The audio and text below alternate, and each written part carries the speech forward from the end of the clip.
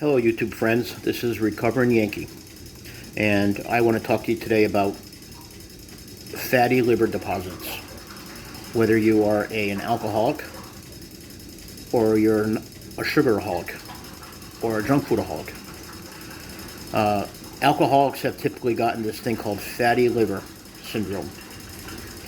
It's where their liver gets filled with fat and it can't process the foods anymore, and the nutrients don't come in, and eventually they die from cirrhosis of the liver. Okay?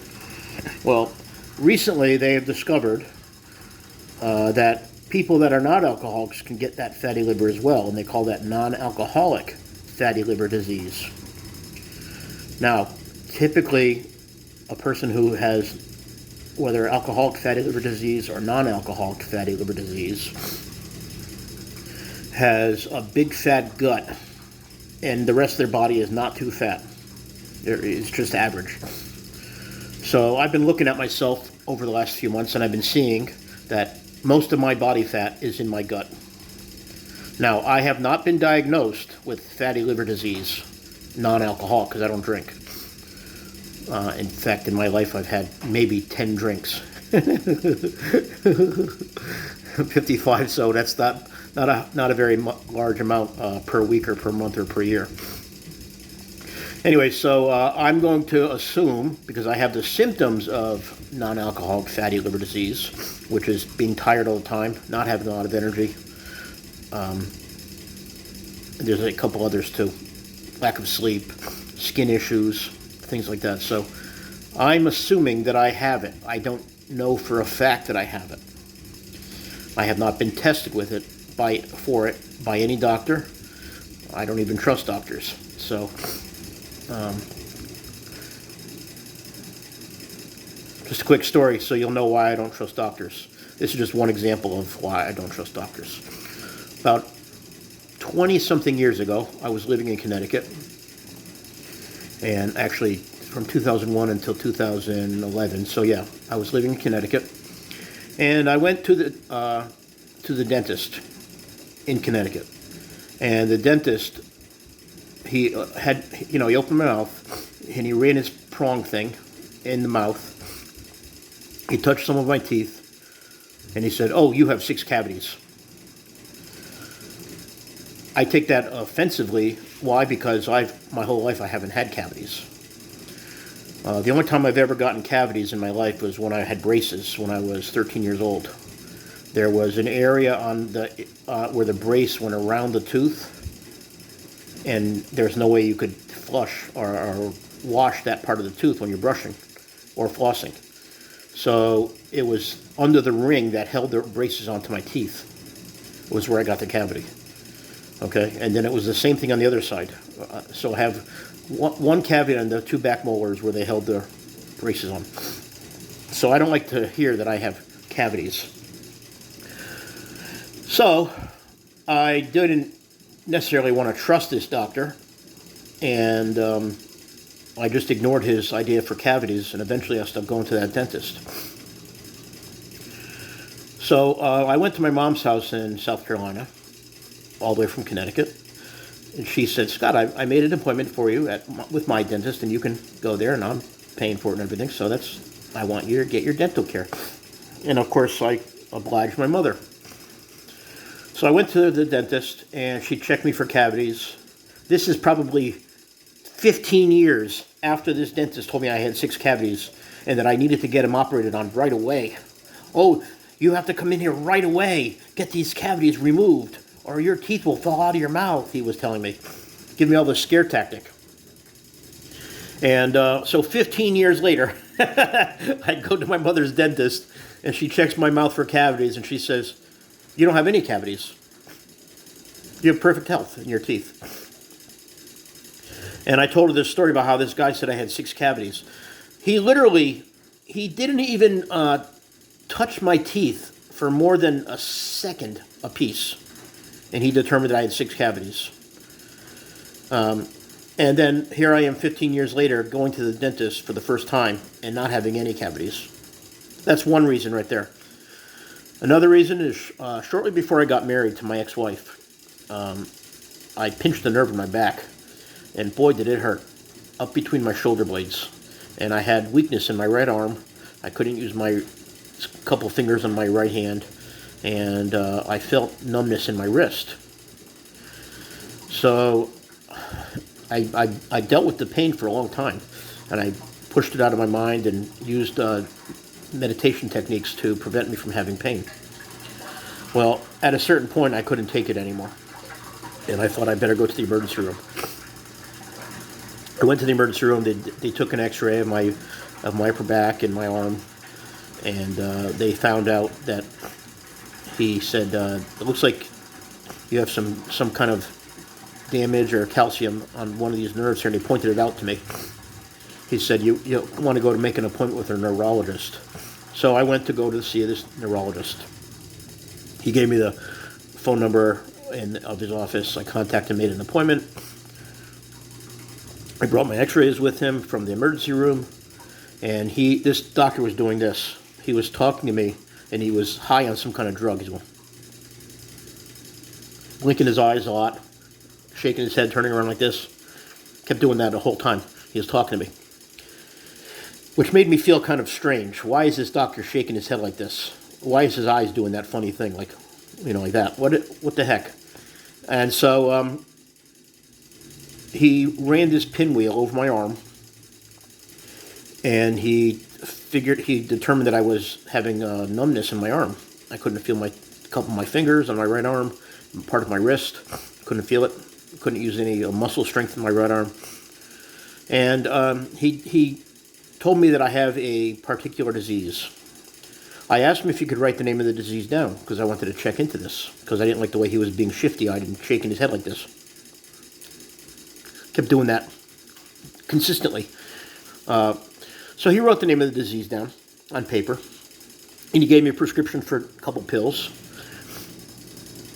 I took the pills. I told him that I was getting ready to go get married, and I wanted to go on a honeymoon. I asked him if they were going to affect me in the sexual areas, like some pills will prevent you from having a you-know-what. So he said, no, you won't have any problem with that. I said, okay, great. And so I took the pills for a couple weeks, and nothing was stopping the pain. Let's just say no pain was being stopped. And so after I got back from my honeymoon, I went to see one of my friends who's a doctor. He's a chiropractor. And I showed him the paper with the name of the disease written on it. And my friend said, that's not a disease. Those are the names of different bones in your body. I said, this doctor said I had this disease, and I have this disease here on this paper here. I was thinking of something osteopathic, idiopathic. I don't know the name. Methylhonolulu, for all I know. I don't remember the name of it. But this doctor told me that the names of certain bones are a disease, which is an outright lie, okay? He was doing the shifty-eyed thing like this, the whole time he was talking to me. And so I went to the pharmacist, and I checked out those pills that he gave me. One of them was an antidepressant. And I thought, gosh, I'm not depressed, but I'm in a lot of pain, which is the reason I went to the hospital in the first place, because I was in a lot of pain.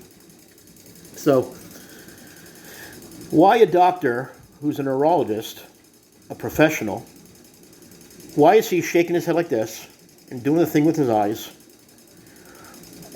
Why is he lying to me about the name of a disease and actually naming bones he says, like, oh yeah, you have like a bone called an ulna, and you have a tibia. Maybe the disease was called ulna tibia, something like that. Okay, I didn't know at the time, but I just remembered it was the name of bones. And why would he give me a prescription for antidepressants? I wasn't depressed when I came to see him, and I wasn't trying to complain about being depressed. I was complaining about in pain. So anyway, my friend who's a chiropractor, he looked at my x-rays, and he said, you pinched your nerve. I said, how did I pinch a nerve? He said, well, you used to wrestle in high school. You probably were doing neck bridges, and you started the pinch. Sometimes a pinch could take years to form. He said other times it could happen, you might have been lifting weights, and you twisted your back a certain way. he said, there's no real way to tell, but you got to pinch nerve. And he explained to me that once you pinch the nerve, every spot on the nerve from the pinch all the way to the end of the nerve is now exposed. All the fat dies off of that. It gets removed from that nerve. So now every time you touch something, it sends you through the roof with pain. So he manipulated my back for a couple of weeks, and then the pain went away. Just like that. Ever since then, I do not trust doctors. I don't trust anything to do with the allopathic people. But I do trust them with respect to diagnosing things. They have developed pretty good science for diagnosing. It's just their pills, their potions, their lotions, which cause other side effects, are the reasons I don't want to have anything to do with them. So, I don't know 100% that I have fatty liver disease, non-alcoholic. But I believe I do, because the symptoms that are written for non-alcoholic fatty liver, one of them being tired all the time and not getting good sleep, black rings under your eyes, so you can see I get rings under my eyes, etc. And the fat gut. I decided I'm going to start doing the treatment that Motivational doc on YouTube gives for fatty liver disease. How to restore your liver, how to remove the fat, and how to get your liver back in shape the way it should be. So, let me show you the ingredients that are on his list.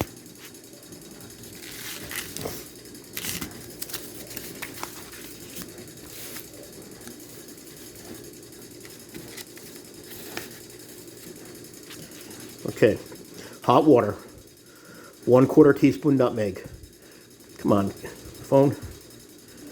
1/2 teaspoon cinnamon, a dash of black pepper, a dash of cayenne, a little bit of honey, a tablespoon of lemon juice, 1/2 teaspoon of ginger, and 1/2 teaspoon of turmeric. All you do is heat up some water. You take those ingredients, you put them in a bowl, and then you heat up the water, and then you pour the hot water over the top of the ingredients, stir it up,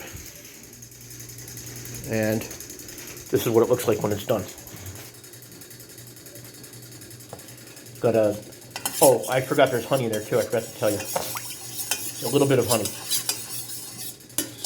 Now, it's not the greatest tasting juice, but he says to drink it for 7 days, and at the end of 7 days, you'll notice a big difference in your health and issues. So I'm adding this to the rice diet. Okay. One of the things it says in the WebMD is one of the symptoms of non-alcoholic fatty liver is brain fog. I have brain fog lately. I can't speak well. I keep forgetting adverbs when I make sentences. And I sound like an idiot when I speak. I can't believe it. Anyway, that's another symptom of it, and I've got that. And there's a couple others. Anyway, whatever the symptoms are, I'm going to get rid of them. Okay? So here I'm going to drink some of it. If I have fatty liver, whether I'm an alcoholic or not, then this drink, according to Motivational doc, will start cleansing the liver seriously within a week. It doesn't taste badly. It doesn't taste well. It doesn't taste so good. Probably most people won't like it. I'm going to put up with it because if I have fatty liver disease, and that's the reason for a lot of my symptoms. Oh, one of those symptoms is low thyroid function. I got low thyroid function. So, yes, I'm going to try it. Okay? So you're supposed to drink this on an empty stomach. It's the morning. I'm drinking it in the morning, first thing. And then after I'm done with this, I'm going to make my celery juice, which is another thing I'm adding to the Dr. Kempner's rice diet. Because the celery juice cleans out your digestive tract, and it cleans it out well. Okay? You can go on the internet, and there's a lot of people doing the celery juice challenge. I'm doing it as well. So now I have Motivational Doc's fatty liver tonic that I'm making and drinking every morning. I have the celery juice from the celery challenge that I'm drinking every morning. I have the various fruit juices that I'm making in the afternoon, like the one I made the other day with cantaloupe, delicious by the way. And the celery juice is delicious too. And you saw me make it with the oregano. Guess what the problem was? I spoke to an herbalist. They said I used way too much oregano, and that's why I got, you buy a sprig of oregano. It might have 2 or 3 branches in there with like 50 leaves. You take a little bit, like that much. I used the whole thing. So learn my lesson. My note to the cook: don't use the entire oregano sprig. Just use a little bit, maybe 1 or 2 leaves. That's all you need, and you get the same benefit. You don't have that bitter taste. With the juice I'm making with the cantaloupe, excellent juice, and then of course rice at night. So I don't have the time to eat rice a couple times a day because of some days I'm working very hard and some days I'm not. On the days that I'm working very hard, it's usually I don't have time to screw around with rice, so I just eat one serving of rice at night when I come home, and it's usually a cup because I gotta eat something. Even though the diet says only half a cup, I have to eat something. So I gotta shave too. Look at this, starting to look like Tom Selleck. Oh, in this juice that Motivational Doc recommends, you're supposed to drink it when it's mostly hot. Okay. It's very easy to make this juice. It only takes like 20 seconds. All you do is add the ingredients. You have them in your cabinets. Try to get organic ingredients. Organic ginger, organic turmeric, organic cayenne, organic black pepper, etc. Okay. Honey. You want to use honey from the area that you live in. That's an important herbal treatment right there. If you live in Connecticut, then get honey from Connecticut. Preferably in your neighborhood or as close to your neighborhood as possible. If you live in California, then you want to get honey from your neighborhood in California. And if you live in my neck of the woods, low country of South Carolina, you want to get honey from the low country of South Carolina. Because the honey that's grown in your area is acclimated to all of the surrounding environment in your area. When you live in Connecticut, you have a different environment than you do when you live in New York. When you live in New York, you have a different environment than when you live in California. And the total environment is in that honey. So you want to have honey grown from the area where you live. You actually should do the same thing with fruits and vegetables as well. And you should only eat fruits that are in season in your area. Unfortunately, for the last 5,000 years, humans have been trading with people from other nations. And we've taken fruits and vegetables that grow in other countries, we've brought them here. Or fruits that's grown in America has been brought to other countries. Foods like honey have come from, you're living in Washington State and you're buying honey from Singapore. That's not your neighborhood. So you've been buying fruits out of season. You're only supposed to eat fruits in season. But we as Americans and we as people of the world, we import stuff from all over the world. So anyway, that's just my rant for today, health rant. So I told you why I don't trust doctors. I really do not trust doctors. And the more I read about what doctors do and how they make things, the allopathic methods, I don't trust them for 1 minute. And in the previous video, I told you how when I was reading the reason for celery juice,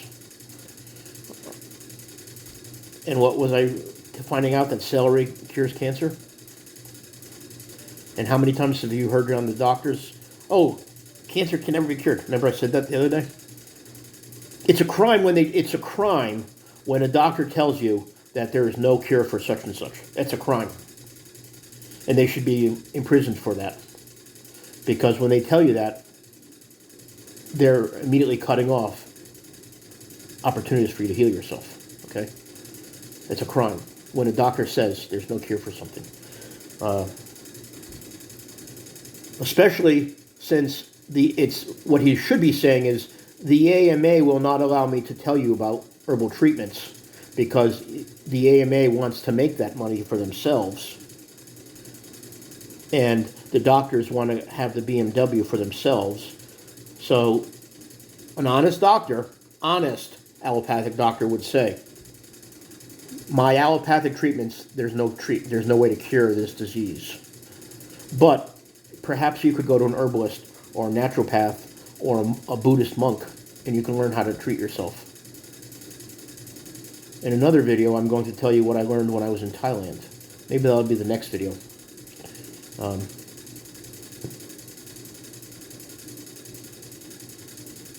No, maybe I'll tell you now. Okay? I went to Thailand. I was staying in the Nakhon Ratchasima area in a town called Sunyan. The big city nearby was Karat. That's how you tell your directions in Thailand. You tell the big region, the big city, and the neighborhood, the village. And the governor of Nakhon Ratchasima was traveling around with this man who was a cancer patient. And he was telling everyone in the country, they were paying this guy, the cancer patient, a salary to go around with this governor to everyone's house. And they traveled all over the region of Nakhon Ratchasima. And this one man was told that he had stage 4 cancer and he was going to die. He had money, so he went to doctors around the world, especially in America, for treatments, for diagnosis and treatments. The doctors everywhere he went told him that he could not survive any cancer surgeries where they cut out organs and cut out pieces because the cancer was all over all of his organs. They would have had to remove all of his organs. And obviously you can't live without organs. So they kept sending him out. They said, we can't help you here. So he'd go to the next doctor. And they would say, we can't help you here. And he'd go to the next country doctor and they'd say, we can't help you. So he went everywhere that there was a doctor that treated cancer.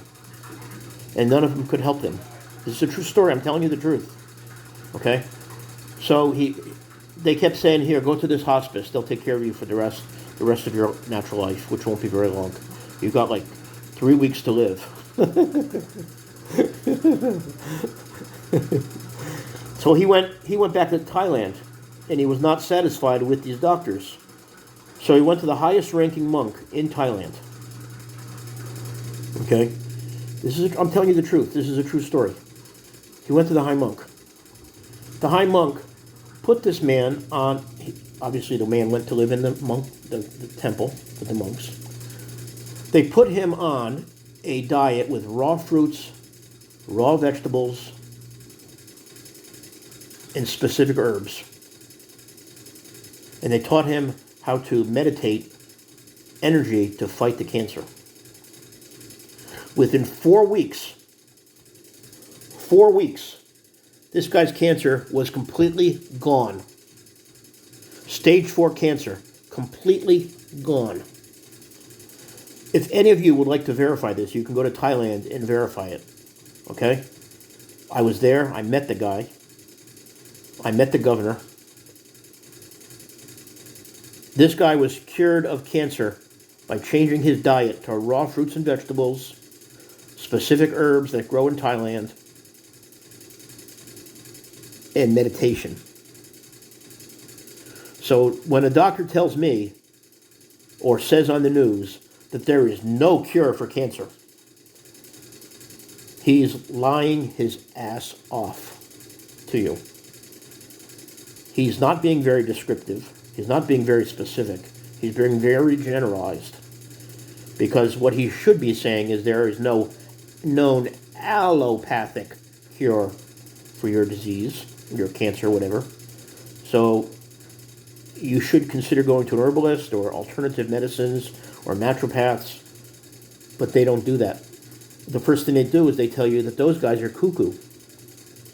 Oh, naturopaths, they're cuckoo. Don't trust anything a naturopath says to you.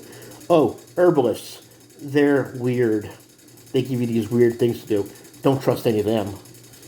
And don't go to any alternative medicines because you'll end up dead. But with me, you got a chance. We'll cut some of your organs out.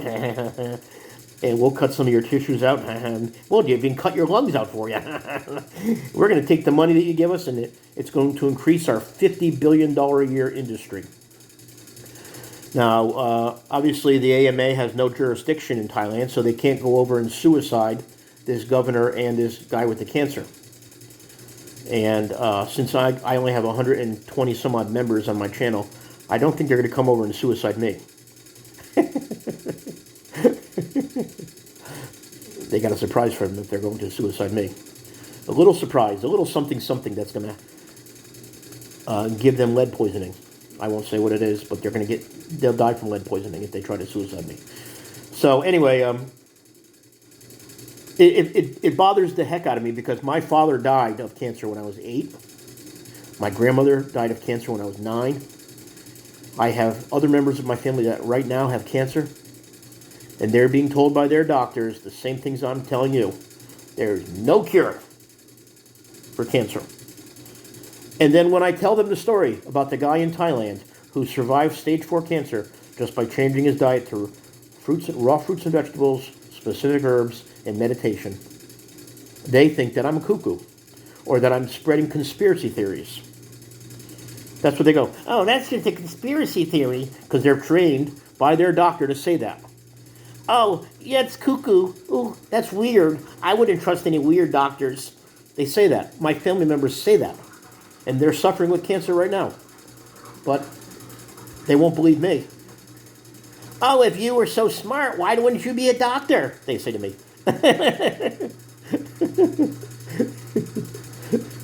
The most ridiculous possible argument you could give. And they give it.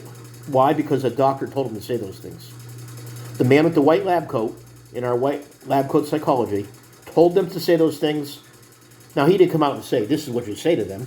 He didn't say, repeat after me and say this. No, he just teaches them that. And because he's the teacher with the white lab coat, he's to be believed. Also, from what I understand, there's a clinic that operates in Mexico, specifically for cancer treatment, and they do raw fruits and vegetables, fruit juices, vegetable juices, etc. Raw lifestyle.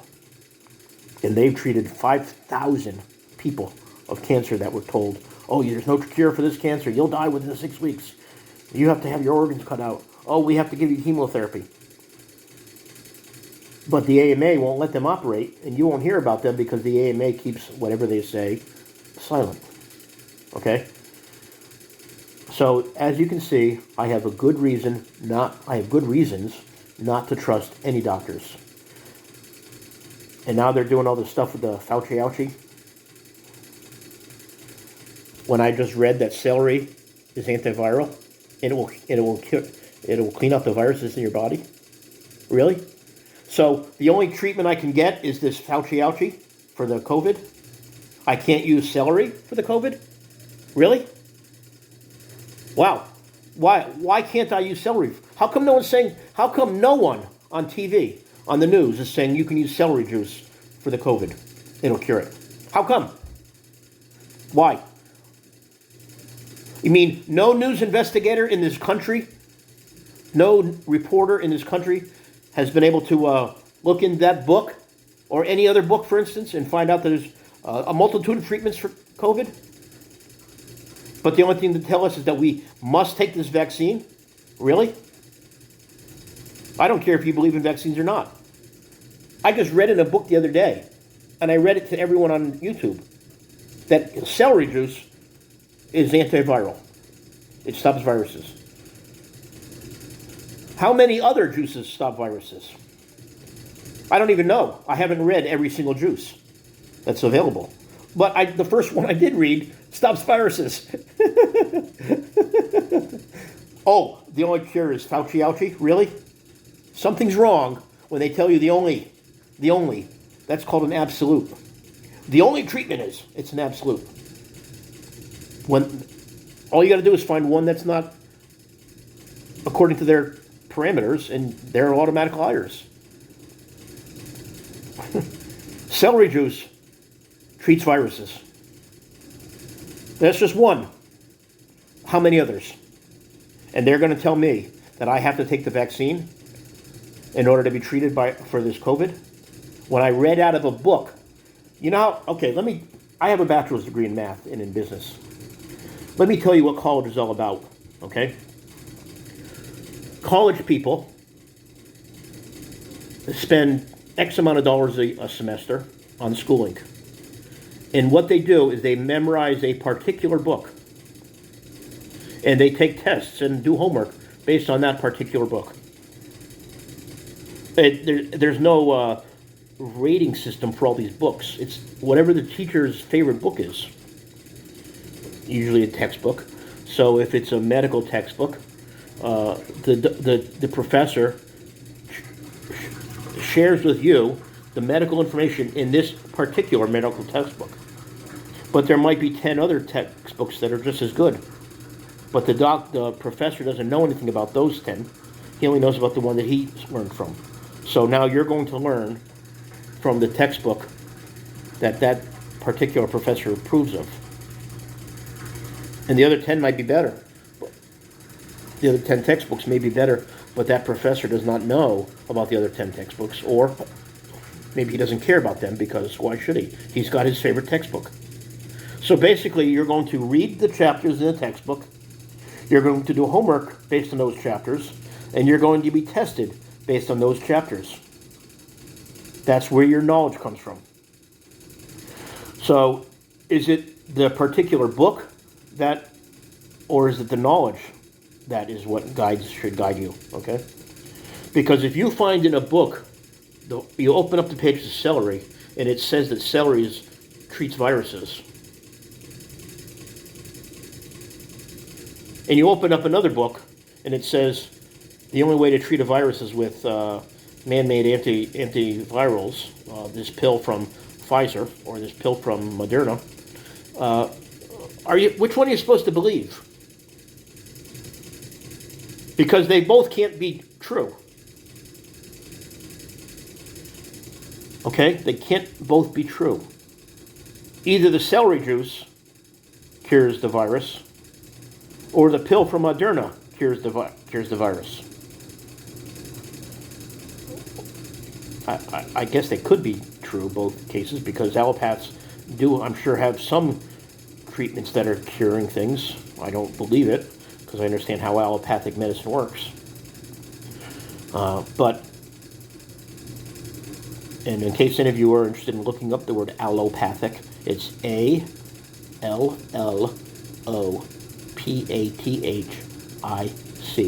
or Alpha Lima Lima Oscar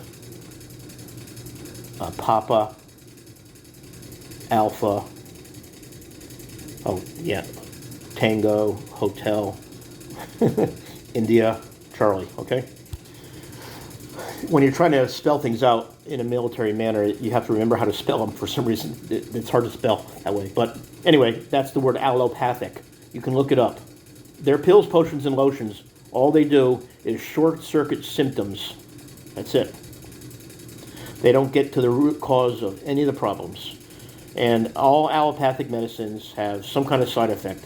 Some of them are just inconvenience side effects, and some of them are life-threatening side effects, and some of them will kill you.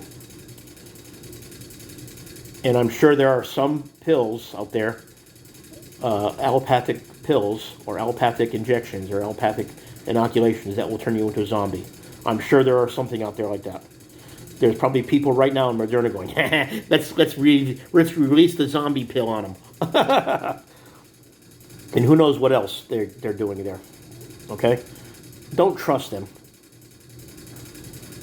I would rather live my life trying different herbs and treatments and juices to treat whatever I have than ever trust a doctor.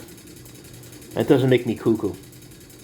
100 years ago, when there were no doctors around, what did people do? 200 years ago.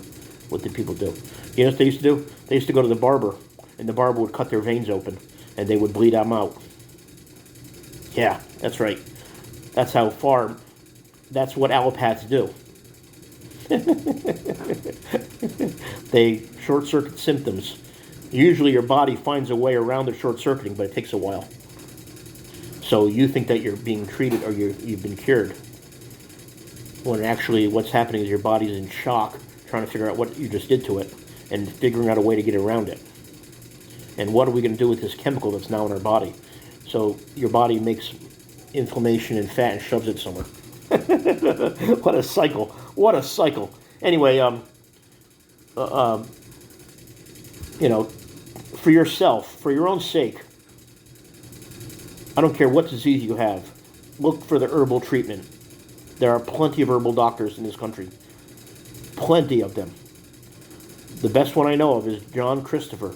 He's got a site called herballegacy.com. He's the father of modern herbalism. Okay? There's others too. There's plenty of them. And they all have a treatment. Try the treatments.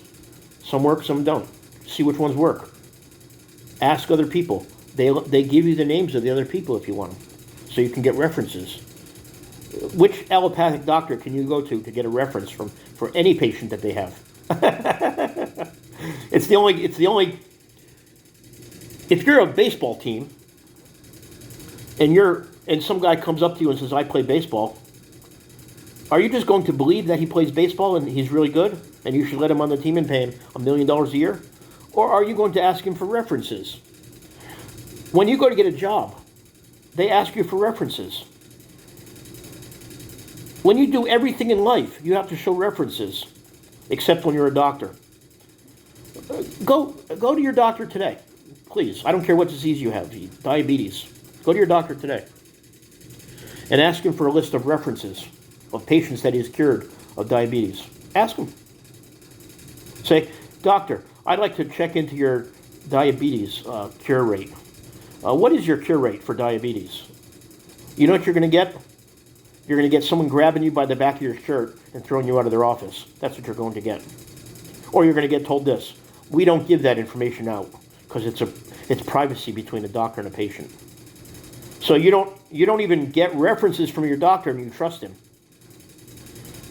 So using that logic, I should be able to go up to the Yankees clubhouse right now, tell them I'm a professional baseball player, and they should hire me.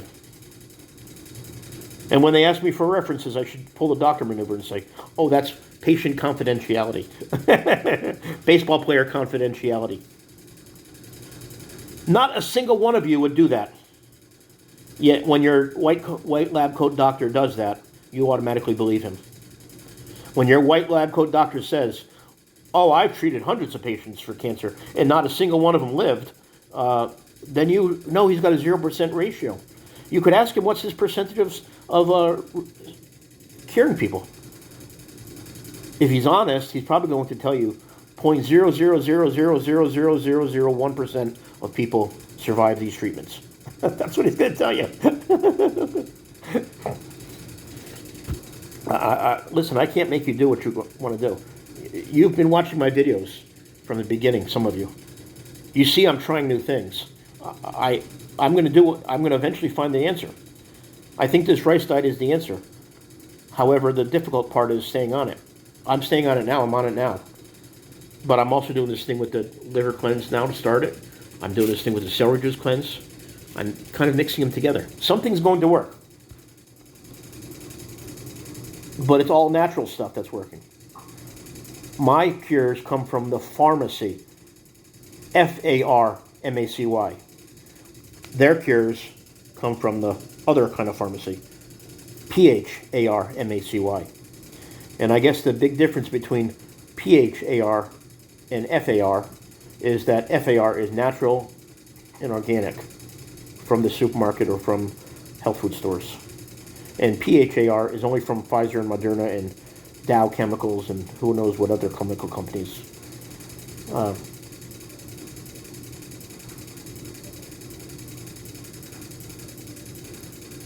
I'm not a professional. I have a bachelor's degree, but I don't have a bachelor's degree in medicine. I read herb books, and I read information about them. I believe in the herb books. I don't believe in doctors. I don't believe in doctors that do this, telling me I have the name. What's the disease? Oh, tibia ulna. Yeah, that's a disease. Because you know what? The doctor doesn't expect you're going to go and fact check him, if you will. Fact check. The doctor doesn't expect you're going to go do some research. He doesn't expect you to go look in a book and see if he's right or wrong. He doesn't expect you to go to the pharmacist and ask him what this pill is for. He expects that you're going to trust him because he's wearing the white lab coat. And he said it. He went to school for 8 years or 11 years, and he said it. Therefore it is. He's got a money motivation. He wants a new BMW. He wants that new 12-bedroom house. So he's got a money motivation. I just gave you the name of one of the greatest herbalists ever, John Christopher. You go to his website and type in the name of your disease, and he'll give you 10 herbal treatments that you can use. All you got to do is read through. He lists every article he's ever written about that such and such disease, and he tells you exactly what herbs you need. He tells you how to apply them to your life, whether it's a decoction or fomentation or a tea, or etc. Hot and cold therapies, etc. He's not charging you a thing. And he's not making any money from when you go to, iherb.com and buy the herbs you need, or you go to your local health food store. I have a health food store in town here. I go to the health food store when I need health. There's farmers that go to the farmer's market and bring herbs with them. So Dr. Christopher's not getting any money at all. When you go to his website, and like I said, herballegacy.com, you go to his website, you type in the name of your disease, and you read the articles that he has. He puts up the information. He'll give you the names of the people that have had this treatment before. All you got to do is, I'm sure, I don't know if he gives you their phone number, but all you got to do is contact these people and ask them if they've tried it before. Don't believe just because some guy's wearing a lab coat or some girl's wearing a lab coat that means they're automatically telling you the truth. They may be telling you the truth in an allopathic manner or according to allopathic sources, but he's not telling you the truth when he tells you there's no cure. The story I told you about the guy in Thailand with the governor, it's an absolute true story. It can be verified. Yeah, it's verifiable.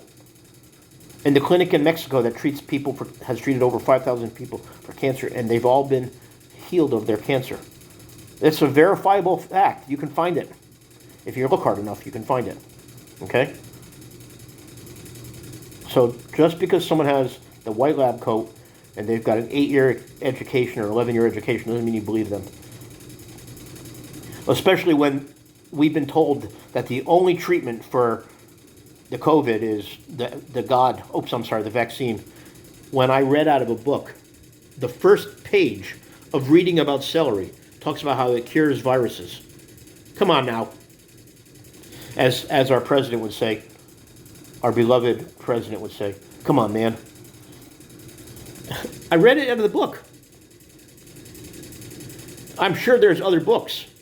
Why don't you all go in to your local health food book or your local herbalist book or go to your local health food store and ask them to give you a printout on what celery does for your body. Go to WebMD. Go to WebXYZ. Okay, whatever the websites are. Go to them and read about celeries. Read about celery. If 3 out of 100 of them say that it cures viruses, then read 3 more. And if they all say it cures viruses, and keep reading. I bet you'll find 100 places that say that celery cures viruses. Now you've got 100 sources telling you that celery cures viruses, and you've got Dr. Fauci telling you that the only way to treat the coronavirus is the vaccine. Come on. Who are you going to believe? Isn't Missouri called a show me state? Well, show me. Show me. Verify what you say, doctor. Verify what you say, Mr. Allopath. Verify it. I want verification. I want 3 sources of verification. 3. I want to talk to your patients and see what kind of success rate you've had with your patients. I want to read articles about your success rate. And I want to watch videos about your success rate. 3 levels of verification. Surely, since you've treated so many people from cancer and you've given them chemotherapy and radiation therapy and surgery where you cut the organs out and these new pills from Pfizer and Moderna, surely you've had some success rate by now. Oops. What am I saying? The success rate for fighting cancer with your allopathic treatments is about 0.0000000000000000000000001%. That's your success rate right there. Anyway, I'm sorry about taking this rant for 46 minutes. It's probably going to take me 24 hours to load this video up on YouTube. So, anyway, I'm going to load it now. If you like my rant, say something in the comments. Tell people that you like my rant. Share this with your friends. Maybe if you don't like my rant, you can share it with your allopathic doctor friends and let them challenge me. I'd love to have a challenge. I'd love to have a debate. And if there's some of you on YouTube now that know about my debating skills, if you have your allopathic doctor who would love to debate me, I'd be more than happy to. But I don't recommend having your allopathic doctor friend debate me because he will not be happy with himself when he's done. Anyway, I'm not going to talk about my debating method right now. But there are a few people on YouTube that know me personally and know my debating technique. They know that I'm fierce when I debate. Okay? So, anyway, I'd be more than happy to take a debate from some allopaths. You can have them come on here. Come on my video here, make a comment. They can defend their allopathic ways. And I don't even know anything about allopathic doctoring except how it's corrupt and wicked. But I've never been to medical school. I don't know anything about anatomy and physiology except what I read on the internet. That's it. But watch my debate against them. You'll see how quickly they yield. Okay? Anyway, have a nice day. Like, share, subscribe, and share. Thank you.